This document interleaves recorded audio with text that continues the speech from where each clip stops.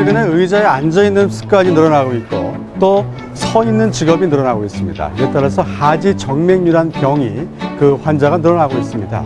과연 이 병은 무엇이고 또 어떻게 치료하고 어떻게 예방하는지 알아보도록 하겠습니다.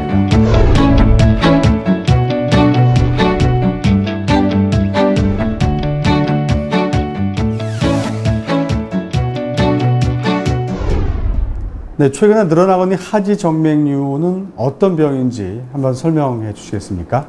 우선 하지정맥류라고 하는 거는 순환이 안 되는 것 중에 하나인데요.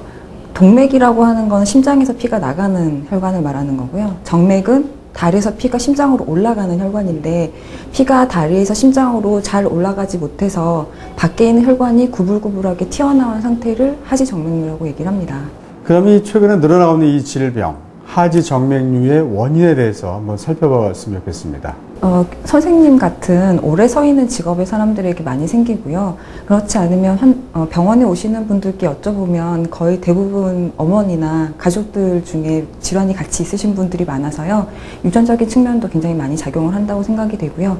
오래 앉아있거나 오래 서 있는 생활 습관도 많이 영향을 미칩니다. 여러 가지 검사법들이 있을 텐데요. 그 초기인지 중기인지 또 말기인지 뭐 이런 것들이 있을 것 같습니다. 어떤 검사를 통해서 그런 걸 확인할 수 있을까요? 여러 가지 검사법들이 있지만 요즘은 거의 초음파 하나로 진단이 가능합니다. 그래서 사람이 서 있게 되면 다리에서 심장으로 피가 올라가는데 장애가 생겨서 다시 다리로 피가 내려가는 역류 현상이 생기게 되는데요.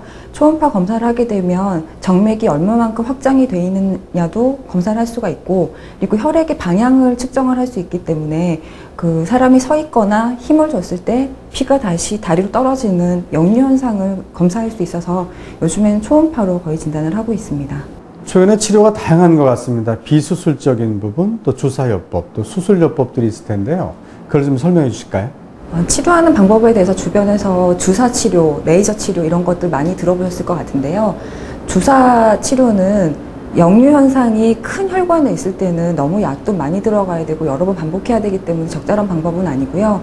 역류 현상이 없이 작은 혈관에 정맥류가 있을 경우에는 주사 치료가 적당하고요. 그렇지 않고 큰 혈관에 역류 현상이 있다 그러면 수술적 치료를 생각을 해야 되는데요.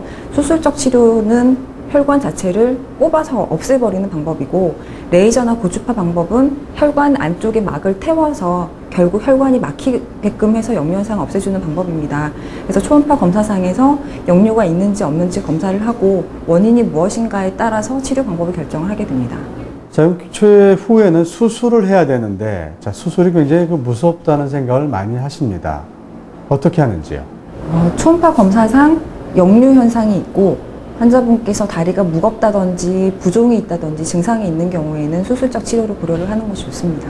마지막으로 수술 후에 또 재발을 막아야 되고, 그렇다면 많이 주의를 해야 될 것 같습니다. 당부의 한 말씀 부탁드리겠습니다.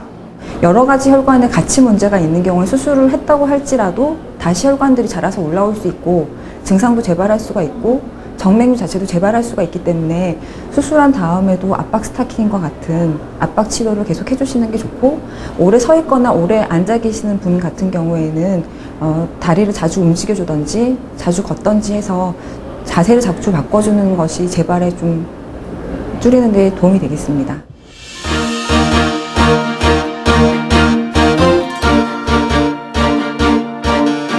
급증하고 있는 이 하지정맥류, 그냥 방치한다고 능사가 아닙니다.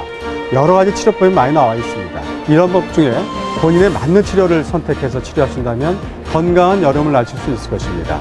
한국경제TV 장익경입니다.